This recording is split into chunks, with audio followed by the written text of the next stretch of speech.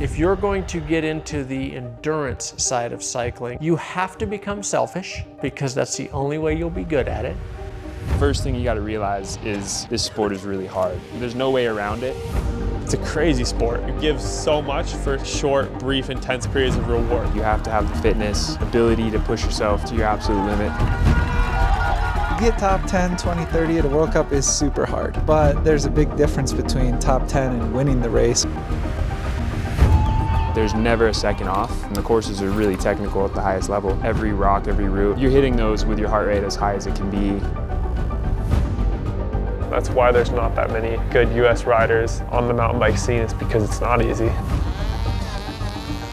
This current crop of American riders on the World Cup level for mountain biking is unreal. Never happened before.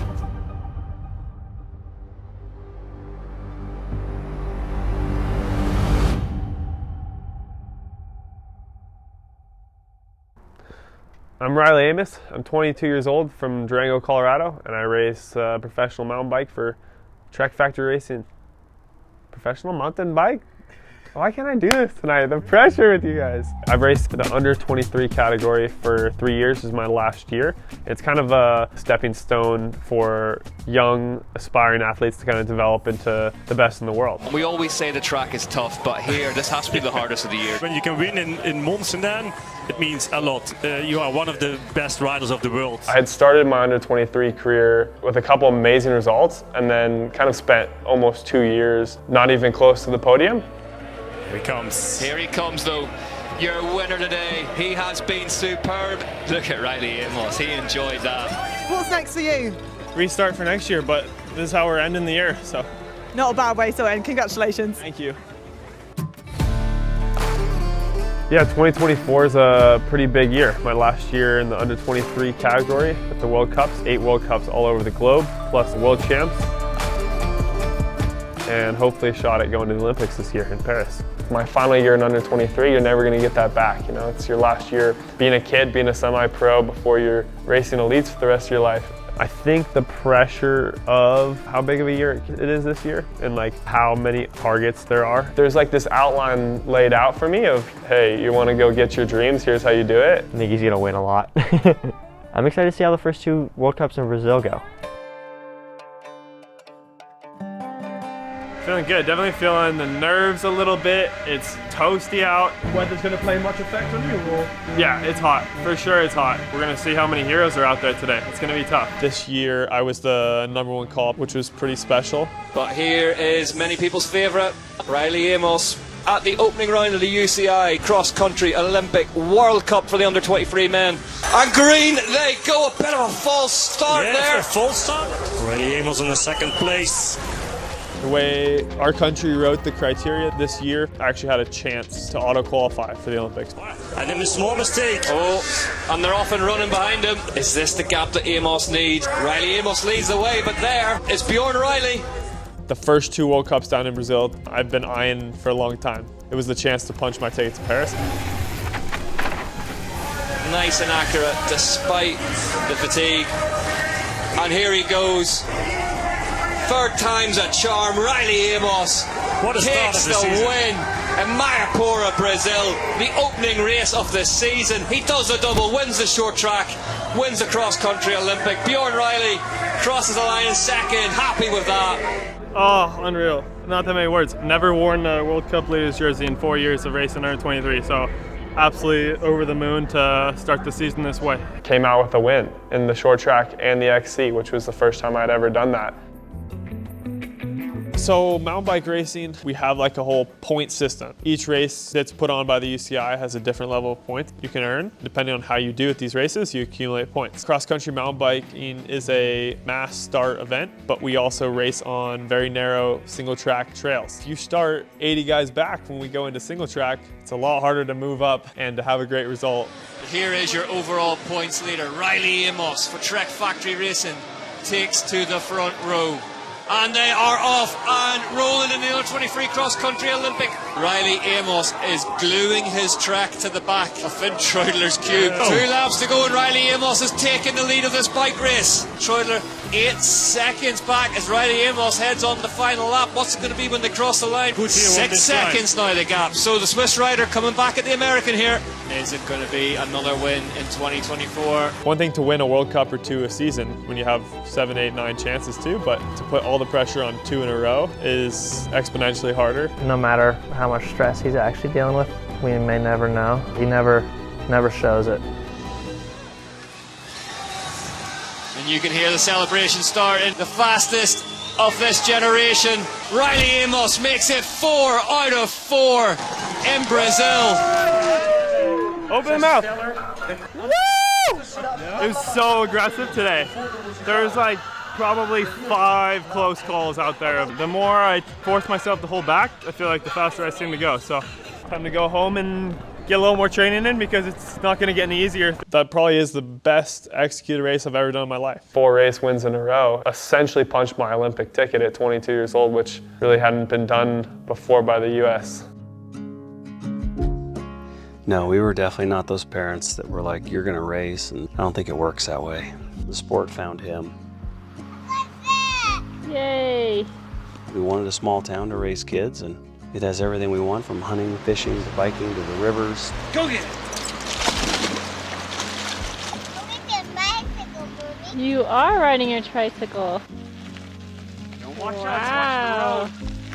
Wow, look at you. Yeah, in 5 minutes, look at the difference. Nice job. Just one more time. Woo, you're almost ready for pedals. My mom and dad have spent my whole life of their life with like me and my brother is their main focus, and like they've sacrificed a lot for us. Wow. He did everything. We tried to keep him really busy. Baseball, lacrosse, soccer. He even did a little hip hop dance. Oh yeah, that exists somewhere. Man, you're a jamming little dancer. Whoa. Oh yeah, that's what I'm talking about. And then the Durango Devo came around, and it was like, put your kids in that. Somebody else was teaching them, taking them. The racers find their own way. The ones that want to race do, and he did. My first memory of Riley was the kid who'd show up to Devo practices with a full face helmet on.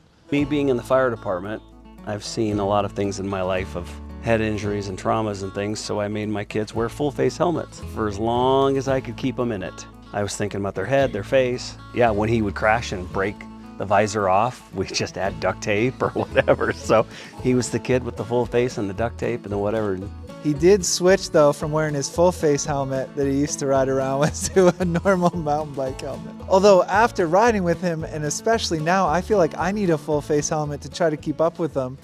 But it really wasn't until high school that I really liked to race. And the first 2 years of Colorado NICA, which is a high school, after school cycling program, at that point, it just like lit a fire under me, really for the first time in my life about something. Bikes break, so when he would blow up a rear wheel, and it's like, Riley, that's $500. And then he started advocating for himself. He came to us and said, you know, I want to get a coach because I want to go to the next level.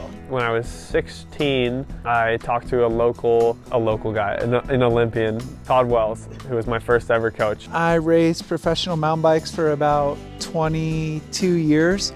Went to a couple Olympics, raced the World Cup for a number of years. When I retired from that, I started doing a little bit of coaching on the side. And when I started coaching him, his skills were like up here, but he hadn't had a lot of structured training. From the sport of Durango Devo and my family and friends, I kind of was able to travel to a couple races around like the west of the United States. And then me and my mom flew together to Snowshoe, West Virginia, the first time I'd ever been on the East Coast. Just me and mom, my first ever national championships. He wasn't on a team, and most of the kids there either had a team or had some sort of sponsorship. Let's be honest, we were complete hacks. We're trying to make ends meet and buy him good gear. And rode in a Durango Devo jersey.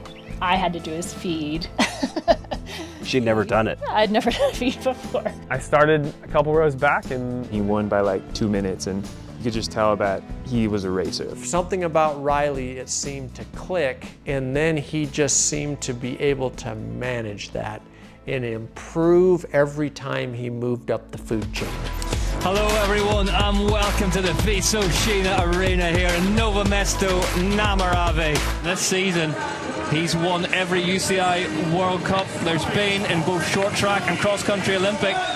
Luca Martin is with Riley Amos now. Riley Amos is off. So we saw Riley Amos off the bike and running there. He's got back on and recovered into second place, but that might just be the opening that Luca Martin needs. Yeah, so I've been coaching Riley. I started working with Riley about 4 years ago. My biggest strength is looking at an athlete and saying, okay, to accomplish this goal, this is what you need to accomplish along the way. It's really easy to say I want to be an Olympic champion, but now how do you go about that? He was pretty consistent this last year. Maybe this is the first time where I committed every day to doing the process the best I could. From what I see, it's always just been trending upward. Every year he's progressing, and it's a better step and a better step and a better step. Riley Amos coming to the front on this climb.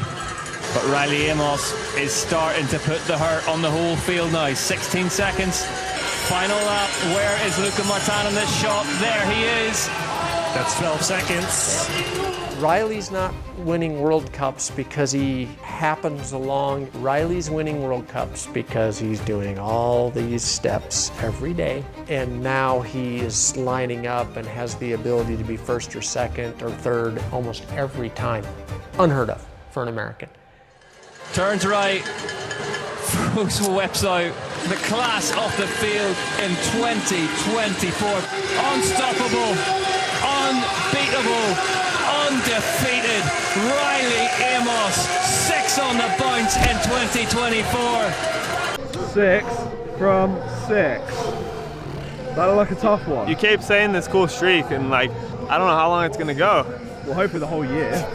We'll see. It's just as hard every time. It's not like I'm walking away with it. Today was really hard. It was such a mental versus physical battle. Definitely keeps motivating me to push just as hard in the race and in training, because definitely not getting any easier. We got it for now. We're gonna keep trying to keep it. Went to the next World Cup round in Val di Sole, Italy. The circus continues.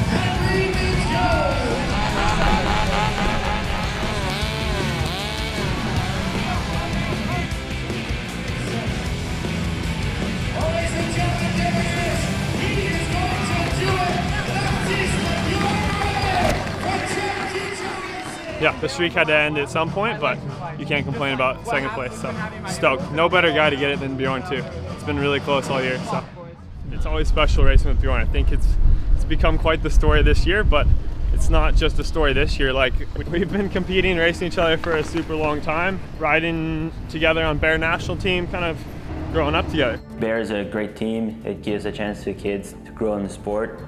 The goal of the team is to take some younger riders that have less experience and to bring them towards factory teams and professional teams.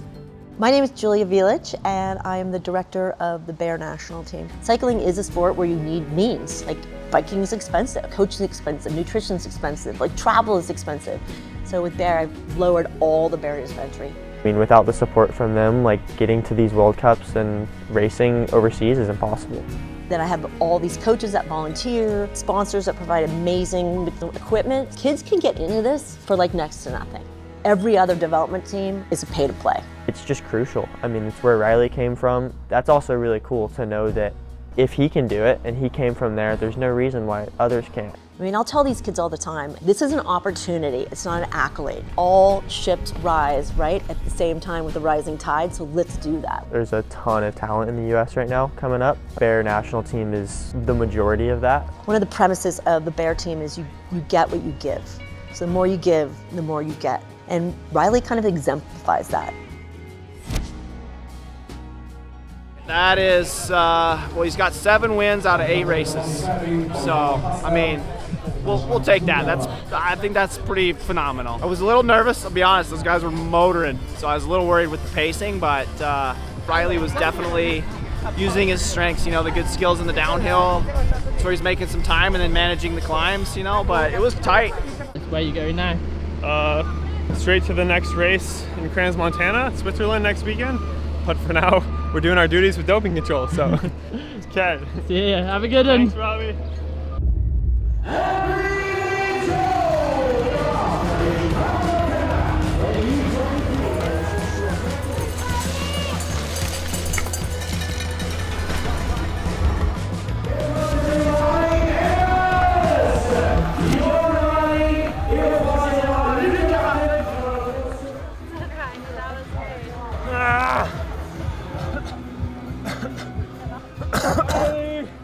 Thought I was done, and then we had to go like 2 more times.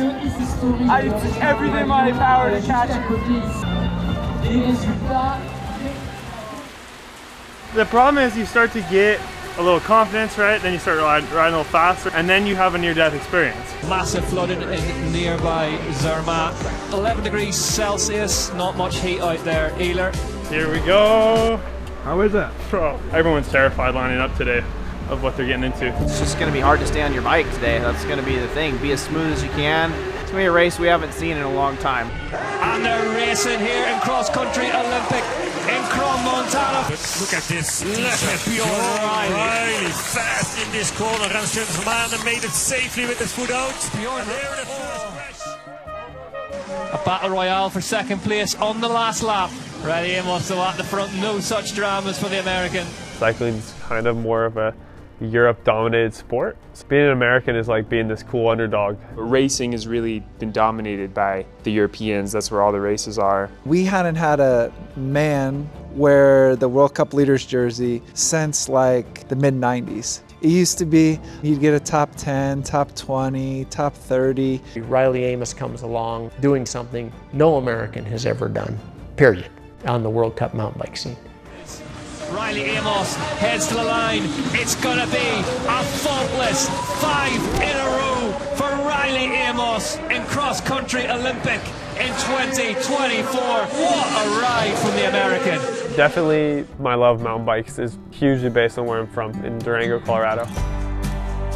The community really loves and has a lot of support for mountain biking. Durango was the home of the first mountain bike UCI World Championships, and at that time mountain biking was obviously quite a bit smaller. In the early 80s, a guy named Ned Overend moved to Durango. He jumps on a mountain bike and he's good at it. Durango really likes him. Ned Overend cheering for him here as they do in his hometown of Durango. He's become a local hero. So then mountain biking kind of starts taking off. The global cycling organization, the UCI, decides we should probably have a unified world championships, much like we do with road racing. So all at once, 1990 Worlds are going to be here in Durango. It's a big deal. And lo and behold, if Ned Overend doesn't win. I watched it front and center, how this community went from being into cycling to mad about cycling. Post the 90 Worlds, all the pros start moving here. Julie Furtado, all the big names of the time, start coming to Durango to drink the water Ned's drinking and be part of the culture. What also happened during that time is Americans are winning, but all at once the Europeans decide we want to play in that game. And we started struggling to have athletes that could compete at the top levels of the World Cup stage. And that didn't really change. The thing that did continue on locally and in Durango is that we continued to attract great riders. Durango was a small town back then in the 90s. The best mountain bikers in the world all lived there. Not just the best mountain bikers in the US, all the best riders, all the world champs lived there. Just about everybody in town has a trailhead within 5 minutes of their house. And that is just not normal. Since then, it just continues to grow and grow and grow. Durango Devo comes along, because there's all these people riding their bikes here. And now all at once there's all these kids that want to be involved in the sport. And now you have guys and girls that grew up in Durango, like Riley, and they don't know any different. For me, if I could have grown up in a town like Durango, it would have been heaven. Like, racing is what you do for fun. You can race your bike 4 times a week in Durango if you feel so inclined, and it's not timing chips and everybody's doing serious warm-ups. It's Chad making courses with flour where you have to go through a bush. Obviously, something we all think about, July 29th, the Olympics. We're getting closer and closer. The Olympics, just like that word, it's like raw, the Olympics, wow. Wouldn't be surprised to see Chris or Riley win the Olympics. Riley's obviously a younger rider, but amazing talent. And then Chris, he's won a world championship before. It's gotta be Christopher Blevins, your first male short track world champion for the USA! You never know. Riley has never been to Olympics before. The first time you go, it's a pretty overwhelming experience, but you never know. He's risen to the occasion this year. From there, we went to France. And the week before the World Cup, I got pretty sick. So that was, I guess, the first hurdle of the season for me. Bjorn Riley is gonna reward his fans with his first ever UCI cross-country Olympic World Cup win. This race, I knew I was kind of the favorite, especially with my national teammate Riley being gone. And at that point, the Games is about a month away. The whole time looking forward to the Olympic Games this year, it's been getting to go was kind of the reward. It was really just cool to be going to the Olympic Games as a learning experience. So I flew back for the Games.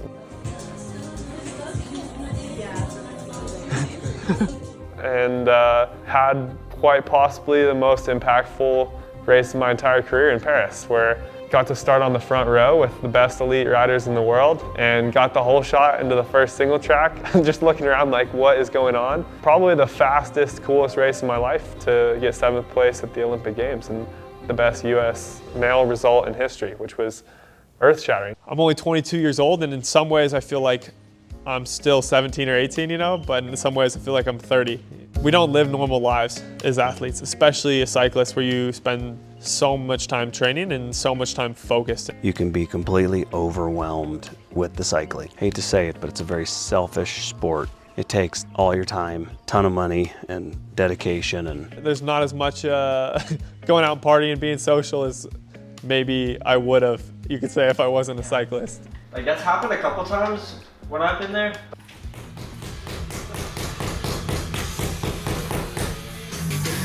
Oh, wake it up with the camera on him.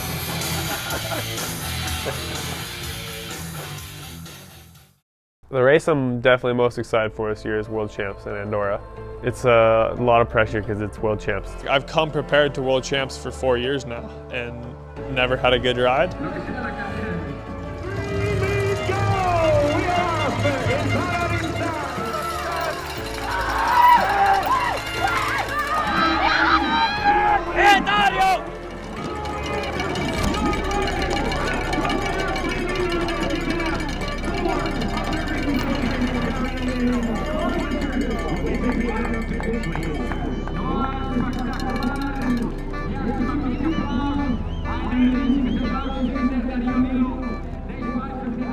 I just knew, like, had to save so much at altitude, because last year I went for it like 1 or 2 to go and didn't make it. So I just let them get a taste of it and then just wait for that last lap, because I knew it'd be really hard to push on the last lap. I think there's a little magic out there today. I don't know what to say.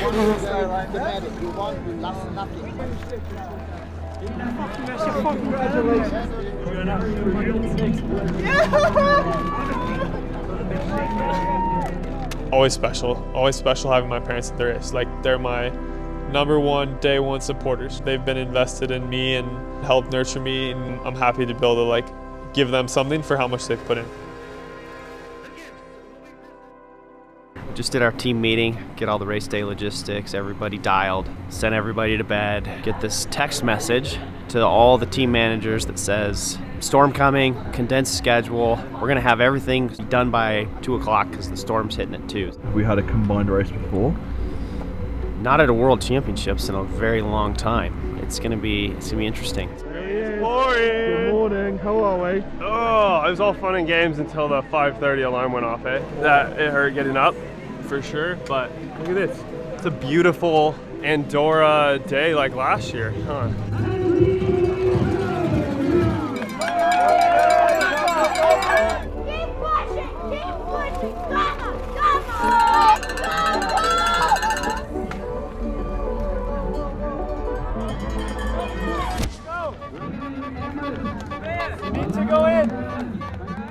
Every time in my career I can make a race not a priority, in the sense of taking that pressure off instead of going there with a specific goal in mind to put down a specific result, I always seem to do better. If it were easy, then there'd be a lot of world champions. One of the biggest things I've learned from him is whenever something bad happens, it's just like, deal with it, figure it out, and move on. And we have a brand new venue for you this evening. Mount Van Hoevenberg, Lake Placid in New York. There was some back and forth about whether or not we would see Amos this evening due to some illness, but he's decided that things are too tight in the points and he's going to give it a go. The under-23 cross-country Olympic UCI World Cup racing underway here in Lake Placid. Even on a bad day, Riley Amos, so dangerous.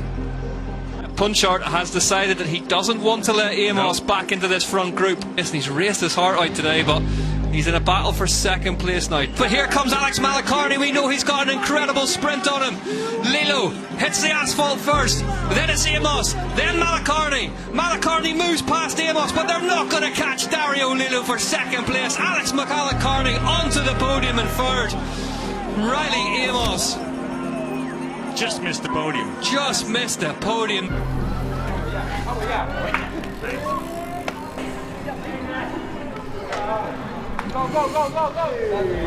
Yeah, it was really tactical and I didn't execute correctly, so. Good job, dude. Thank you. Oh. I'm so frustrated because I had amazing legs today, but it was the first time all year I just wasn't where I need to be when I need to be. Just missed it. Wow. Yeah. Missed it today. You'll never get to be an under 23 again. You'll never get this opportunity again, and I want to leave it all out there and make the most of it. And green means go! We are off for one more time this season in Mosetan.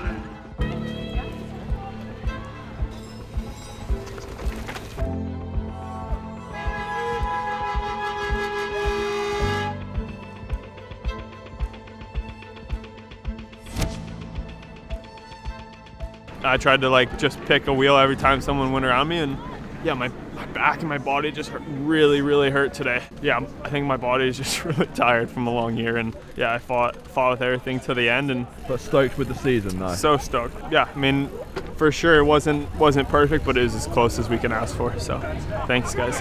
No, I remember my first World Cup. I think I lined up right behind Nino. I was on Vanderpoel's wheel in the short track, and I was like, wow, well, there's nowhere else to go. There's no other people to race, this is it. Yeah, I mean, I won a World Cup in my first year of Elite, which I didn't expect. I don't think anyone expected, and it's possible for Riley next year. Now realizing that we can be the best in the world. And with the games this year, I kind of proved to myself that I can be competitive with the elites. On the under 23 stage, there's maybe 5 guys every World Cup that can win on that day. With the elites, I think there's 15 guys that can win every World Cup. The super small micro percentages that separate first from second from third are just so small, and just one small tactical error, misuse of energy here or there is the difference between first, second, third, fourth, and so I love mountain biking for what it is. It's super hard to watch some of these guys like Pidcock and Vanderpoel just drop into mountain bike racing for a couple races a year and beat everybody. I want to be the true mountain biker that's put their life and soul into this, that is the best on the field in their sport. And just because you have a good pair of legs doesn't mean you can come beat all of us, I don't really have too many expectations for next year because I know it could be just such a kick in the teeth, or it could go really well. So all I can do is be kind of scared of what's to come in a good way. And in the next 5 years, I'd like to be able to throw down with the true monumental legends of the sport, of cycling in general. That would be a dream come true for sure.